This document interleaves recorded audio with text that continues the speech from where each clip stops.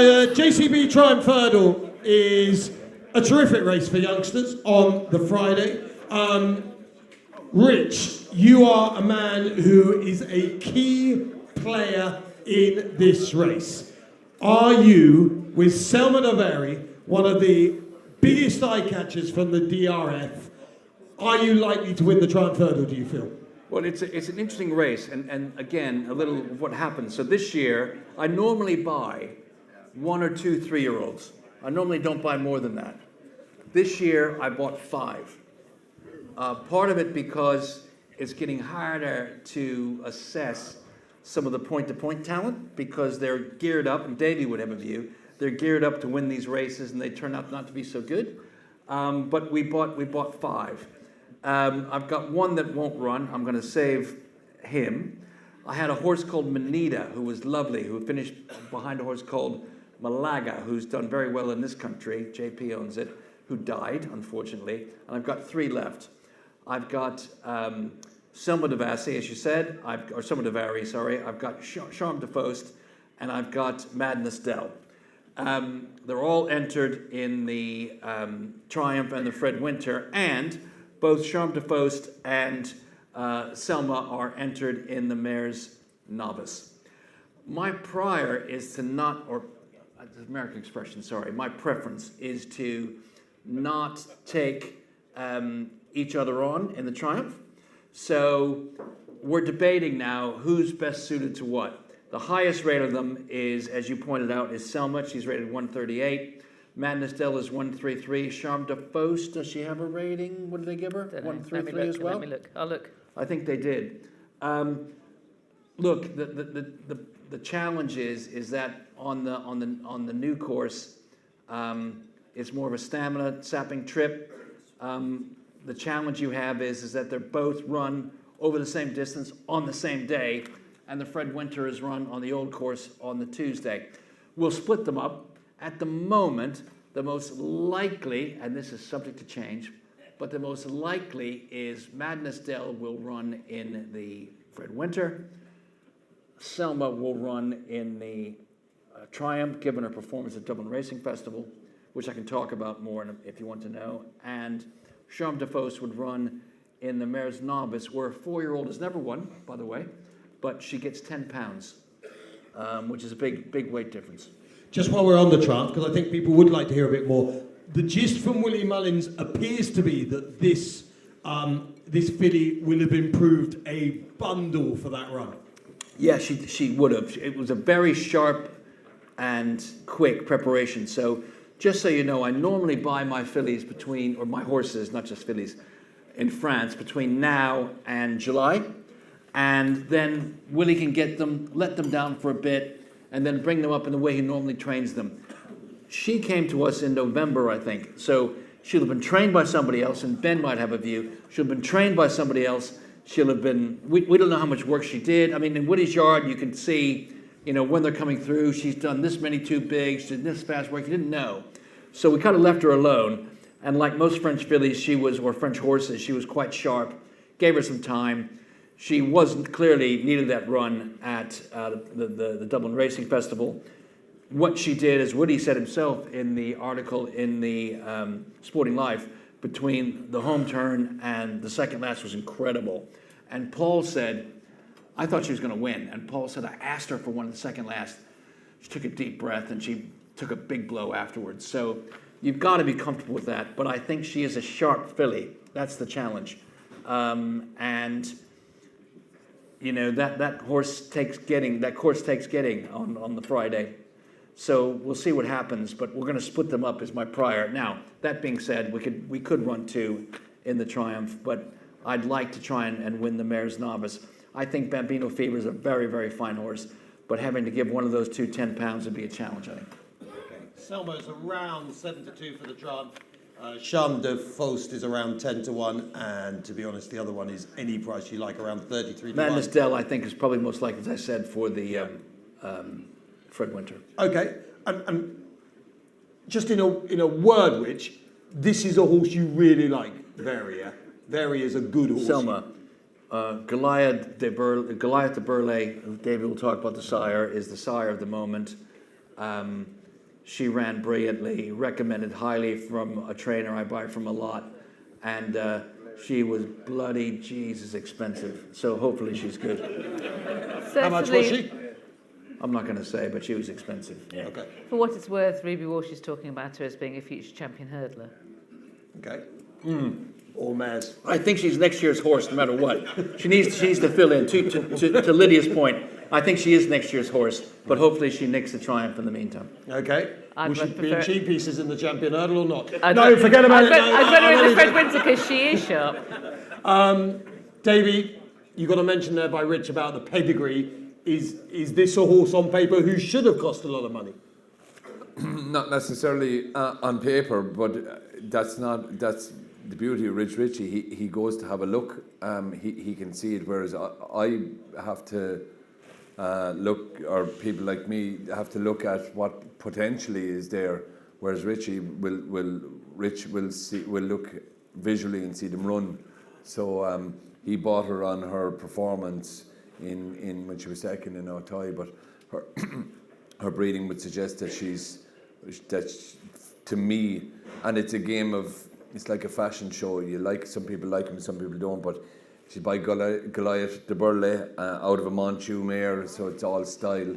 For me, there'll be a lot of style in that filly, and obviously her physique must be good. It's just, it ticks a lot of boxes anyway. Anything grab our panel in the Triumph outside of Richie's horse? It's a very good Triumph, by the way. It's the best in years, I think. Wide open. The Skeltons have begun to be very positive. If Manella's study was trained by a trainer, Adam Nichols, a really decent fella, he knows the time of day. He's won 3 from 3. I firmly believe this is a player, and I think if it was trained by a well-known trainer, it would be favourite, if I'm honest. Its form at Cheltenham last time was very, very good.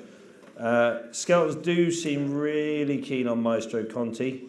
I think Dan's got a lot of very good horses to run this year. He's stood out from the pack in the British trainers this year, and he's making a real good fight of it. And he's a good friend, but obviously a competitor, and we've got to aim at something.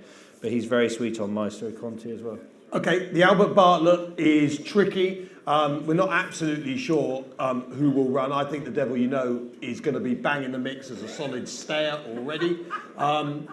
Again, this race, any horse in here that someone wants to mention? Ben, you've got a horse in here. I genuinely think I'll go very, very close. You told me you were going to win. Yeah. There's a horse called Mondui Boy that has only run twice for me. He didn't run his first run. 25 to 1. Yeah, for me until the 15th of January. So, Mondui Boy. And I bought him out of the David Maxwell dispersal sale. He's a great big raw horse. I didn't know how much had been done. He wouldn't be one you want to rush. He was grand at Ludlow. You couldn't see half the race because it was in the fog. He went to Ascot. If you take the form literally, he ran to a very good level, because there were some highly rated novices in there. I don't think it was necessarily the greatest novice there's been, but the way he won the race, to me, was very good. And all I will tell you is I've never known a horse come out of a race quite like this. He is literally firing on all the cylinders. He's come in his coat completely. He looks insane, and I'm now very sweet on him. I really am very sweet on him. Hurrah! 140,000 Mondui Boy, and he was impressive the other day. And ladies and gentlemen, the Supreme Commander would like to come in. Can I just throw into a big price that I think will run well? One is Clint Madrick, who chased home no drama this end in the Challow Hurdle. I think this is the trip that he wants. I think it's potential that he's just a very sort of raw horse and he's not able to deal with it, but raw horses repeatedly win this race. I think he'll take a good step forward for the Chapman trip. And the other one is King's Bucks of Henry de Bromhead's, who has got some course form, and I can see him, this race, particularly the way it's run, really suiting him. So those are two at around about 20 to 1 and 25 to 1, and I think they've got good chances. Thank you, Lydia. Right, the big race of the week technically is the Boodles Cheltenham Gold Cup. There is one member of the panel who has won the Cheltenham Gold Cup, and I want to go to him first, which might seem strange when we've got Jukebox Man, etc., but Davy, you've experienced it. For you, is this? I mean, you've won Grand Nationals, but is this the ultimate prize in the world of national hunt? It is the golden egg, really. Like, you know, it's the tip top.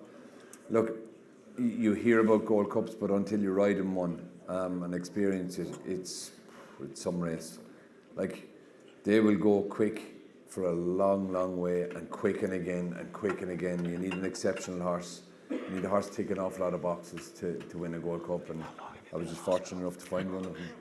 Well, yeah, and a very odd one as well. Yeah, very odd one, yeah. Lord Windermere kind of shows you that anything can win the Gold Cup. Yeah, Once. yeah, but I suppose one bad race. Pardon? Lord Windermere, one bad race. I was talking. Matt was saying, Yeah. you can't. But he'd won a Sun Alliance, and had? he'd been very competitive in them senior chases all the way through. So I think that, I don't know, that maybe might have been exaggerated by the way he was ridden.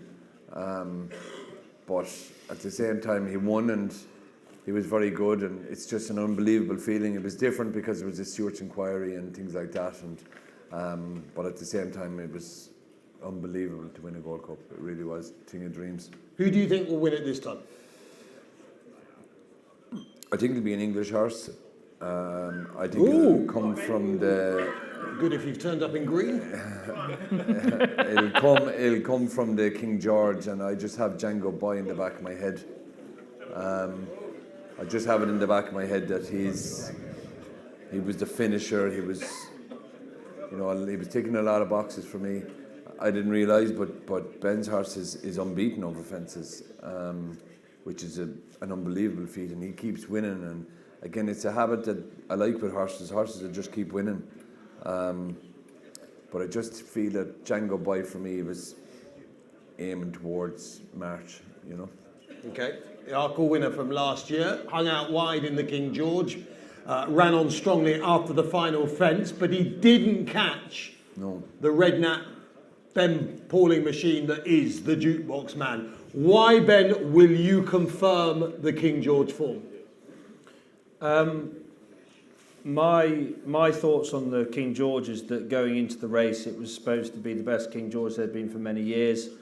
As soon as they crossed the line, everyone was delighted with the way the race panned out. It was a great finish. It was a fabulous race, but straight away, pundits, critics, whatever you want to call them, said that it was slow early doors. It was actually a track record, so it can't have been that slow.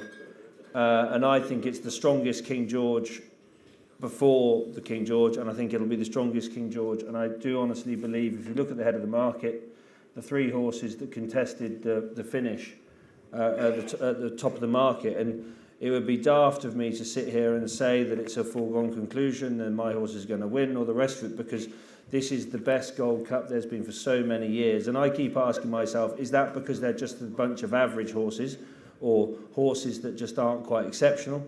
Or is it because we've just got a plethora, finally, of proper 3 mile staying chasers? And that's what I firmly believe it is. So we all know this race, Davy, you'll confirm it, it's all about rhythm. It's all about jumping, it's about rhythm, and it's about kicking off the final bend and having enough to go away. And I know the way you're thinking, went and floored Galopin de Champs last year when people didn't think that was possible. Yeah. He's been an absolute missing entity all season. Suddenly he's being backed into 7s, 8 to 1, whatever it is. I think there's 7 or 8 you can rule in. All I can tell you is that our lad is bulletproof. He jumps, he travels, and I swear on my life, he will relish the extra distance. Those people that think he's a Kempton specialist, Even though he got picked up in the Albert Bartlett. just forget that. It was 2 years ago. He was out in front for the whole race. He kicked for home plenty early enough, considering he wasn't uncontested, and then he sat at the horse missed the last, let's put it that way, and he lost all his rhythm, and he was lonely and he got nobbled. That's fine. He's a totally different horse. I've absolute faith in the horse, but I don't believe it's an easy assignment. But I wouldn't change him. So I've got an open mind about whether or not he'll be as effective at Cheltenham. Totally open mind. I can see your reading of the Albert Bartlett. I do have a question mark about whether flat tracks might suit him best. Equally, I could see that would be completely wrong. I'm not suggesting he's a Kempton specialist. I just wondered whether his way of going, whether that is, it sounds like it's not a concern in your head at all. No, because jumping 3 out in the King George, I thought we won by 3. Mm-hmm. I honestly thought we'd win by 3. Ben Jones came back and said he felt like he needed the King George. He took a blow after the third last, and jumping the last, I'd already resigned the fact we were going to finish 4th. And to get back in front from the back of the last at in the King George against horses like Gaelic Warrior, like Banbridge, who's a specialist ready for that day, I think that was incredible. I honestly, if he'd finished 4th, I'd still fancy him for the Gold Cup. In my head, he's never been a fast horse at home. He's obviously a different horse on the track, and there's no question mark in my head over the trip. Mm-hmm. But hearing Davy, I've never had a runner in a Gold Cup. Okay, so it'd be fortune's luck if I went and succeeded on my first go. I'd be relieved. But listening to Davy talk about riding in a Gold Cup, the speed they go, the time they're expected, how much you're travelling for basically 3 miles at 32 mile an hour. Oh, full tilt, yeah. Full tilt. And then you mightn't read it on the clock and the screen, but different parts of the race, you just don't get a chance to fill. There's no fill, there's no wait, there's no sit, quiet. Like Caught Star won Tingle Creeks and over 2 miles, and all them horses were capable of winning over 2 miles, and they still were off the bridle. You know what I mean? We're shoving the coal on from a long way out. So it'll just tell you you can have your Queen Mother chases and your champion hurdles and all that, but the Gold Cup is, especially a Gold Cup like this. We've all last couple of years we haven't had real tough, real depth to races. This year the Gold Cup has so much depth. Like Ricci's horse, I love him. I think he's got everything. He's bang there. Django Boy is bang there. Your horse, Galloping the Champs, is the reigning champion, and we'll dismiss him as small because he's not good enough. Unfortunately, it doesn't look like he's good enough. Former champion. Former champion. Sorry, yeah, and then you're looking at last year's winner and the effect. Yeah, if he has enough class, if he has that little bit of early class, he definitely has the stamina. So there's so many horses in it. None of them would shock me if they won it, and I do feel it could be a Lord Windermere Gold Cup that there could be 6, 4, 5 horses coming down the hill. I know we don't want to go on for hours, but the class angle for me is more important than the stamina. Because you say, Haiti Klur, he has the stamina, but if he doesn't have the class, it doesn't matter that he has the stamina. So ridden the way he's going to be ridden, he's going to be on the front end, isn't he? It's irrelevant, really. Do you not think if you're the Dallas Stayer, the second you're beat? I don't think he'll hold his position. No, that's that. But he did in the Irish National. He freewheeled a bit Irish like National's Gaelic a Warriors. It's a handicap. A handicap, and he was a novice. He was on the way obviously up. wrong in the Betfair, but he didn't go a flipping yard. Okay. And do we just give up on Galloping the Champs? No, I don't think we do. You do. He's had his time. No, I don't mean it like that. I just mean that there's a new bunch there. There's just new horses. It is possible. I mean, it's possible that he won't win. Like, he's a credit. Like, what a horse to come back and do it. He's only even run well and even come back again. Like, last year's winner couldn't do that. So, I'm not dismissing the horse, but I'm just saying the race itself. I feel Rich's horse will be the number one. Mullins' horse, I know I can understand Paul's predicament. It'd be very hard to get off him. He won't get off Galloping. I know what I'd do. But you caught the commander out there, because she's used to Ruby going, yes, commander, yes, commander, yes, commander. And then she's had some challenge. He said no several times this evening. You haven't been listening. I don't disagree. I'm not shooting you. Your point is very valid, and I wouldn't. I haven't made it yet. I wouldn't. I think we need to bring Rich in because he's if I'm honest, dozing off. I'm not just saying this because he's here. My biggest concern is your horse, because before the King George, you went 1 million, he was on one of those runaway days, and he looked like he was dead in the water, and he still found a way to get up. And I think That was a phenomenal race. That It was was, yeah. unbelievable. And I think that's the best form this year, England or Ireland. That's what I firmly believe. And I think we were beneficiaries of that, if I'm honest, in the King George, because they probably had a harder race than they needed to. So you've been to the DRF.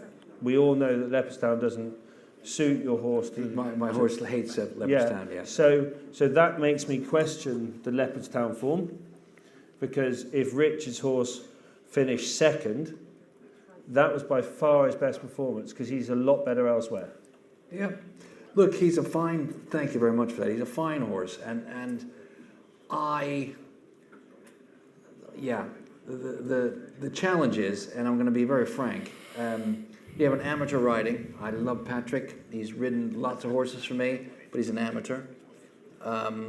Davy will have a definite view. I have no problem with Patrick riding it, but, you know, he's not a professional. He doesn't ride as many races as the other guys, that sort of thing. But the horse is very talented, and I go back to Aintree, where he gave the horse an incredible ride after a very difficult season on ground that he wouldn't have cherished, and he gave it a great ride. So, look, I would love to win the Gold Cup, and I'm desperate to win the Gold Cup, as most people know. So let's see what happens, but I think it's an incredible race. It's the best quality race in a good number of years, 100%. It's certainly the biggest strength in depth for a good number Yeah, of years. agreed. It's Absolutely. a fantastic renewal. It's got everything you want. The last two winners, the youngsters coming through, some roughies that could easily run well at big prices. Exactly. It's a Gold Cup for the Matt. ages, and we haven't even talked about the likes of Banbridge, also Grey Banbridge, Dawning. yeah, good horse, Matt, yeah. my dear, can I say anything about the Gold Cup? Is that allowed? Yeah. Who wants to hear from Lydia on the Gold Cup? Liars, lying. They are lying. That's the hearing of the gods. Go on, yeah. Lydia. So, I mean, I think this is the deepest Gold Cup we've had for many years. It's not necessarily going to produce the best performance we've seen for many years. I mean, Galloping de Champs is one of the best, Definitely. consistently best horses that have been around. He's not Courteau Star, clearly, but in terms of the level that he ran to over a very long period of time, he was a tremendous horse. Now, he wasn't at his best last year. You saw that from jump number 2. He wasn't ever travelling. He was ballooning. I think that this season he's had a setback on the way to the Savills Chase.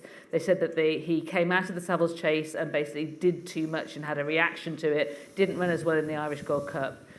I think the key to this horse running to a very high level, which makes him competitive, I'm not saying he's going to win, is first-time cheek pieces. I argued this from the last November. I think they'll put first-time cheek pieces on him, and I think he'll be a tough nut to crack and shouldn't be dismissed in that scenario. However, immediately after the DRF, he was 10-1. Now he's best price 15-2. I give the Jukebox Man a huge chance. He's a great jumper. I do have a concern. I did have a concern about the flat tracks. That remains in my mind. You know, I'm prepared to believe that I'm completely wrong about that, but I think he's got a huge chance. Hugely talented. I love the way he jumps. I love the way he managed to wrest that race away from the rivals from the last fence. I thought that was fantastic. I can give Django Bai a huge chance. I think he was being pushed out to his left a little bit by the Duke's Watts Man in the straight, and he was never quite. He was always in position C, and I can see him staying as well. I can see Gaelic Warrior. I think that he will improve for Teppan Trip. My worry about Gaelic Warrior is, you said it, Davy, he can have a good day and a bad day in terms of settling. 100%. If he has a bad day in terms of settling, then he is cooked in a race of this quality. So, I mean, if you're into in running, you might want to have a look at that. Maybe you can bury him. That's what they did in the Arkle, and it worked. I can't have Haiti Colour. I don't think it's good enough. I can't have I Know the Way You're Thinking. I know this is anathema, but use your eyes, not your ears. I mean, look at what he's done all last season. Last season, he got steadily better. Yeah. The last time we saw him, he steadily worse. emptied 2 strides from the last, and he ended up on the floor, and everybody's worried, is he ever going to get up from that? Thankfully, he did. And there's a lot of yakety yak about him having been better. I know that on the circuit like us, that we're all on the festival previews, that somebody has mentioned that he's had a cortisone injection in his back. I pass that on just so that you are aware that that is what people are talking about. That could be helpful. I've no idea whether it's true or false, but that is presumably connected Doesn't to change the... a horse Yeah, that much. but it's presumably connected to the fact he's in backed, isn't it? People thinking, okay, I don't think he needed to be as... I think he's been overrated for his win last year. I don't think Galopin de Champs was at his best. I can't have Grey Dawning either. So I think it's a really competitive race. And who wins, between Commander? I know. I don't know. I don't know. I don't know. You asked for her. I gave you the chance to dismiss her. So, and I you tell said, what, no, bring her on. I tell And you now what, you're booing. I tell you what, You've at the only got moment- yourselves to blame. At the moment, Tater Colour, and I know the way you're thinking, are to some degree making this market up the front. I think this is a race that you need to make your mind up a little bit nearer the time, because there are two horses there that I think have got no chance whatsoever, and they're currently at much shorter prices than they will be on the day. Things are going to shorten, things are going to lengthen. Back your view now. I think if you are with certain horses that you think are going to get shorter. Okay, I just think his will get shorter. Finally, and I think that Django Bay will get shorter. Finally, because I'm going to push you here. If you forgot about prices, which you might say is sacrosanct, but if you just forget them, which is the horse you think will win the Gold Cup? Just the name. I'm going to go with Django Bay. Django Bay. Ricci, Gaelic Warrior. If the Warrior runs, he wins.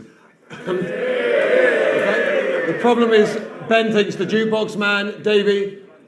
Django Boy, or if you want to be sitting the fence to King George. I'd love Django to win it for Tony fine. Barney. He'd definitely be a selection of mine, but I'm going to go with Galopin. I just think I think he'll go off favourite, Galopin de Champs. He won't go. Oh, not a chance. I think he will. Not a chance. I'll be very confident.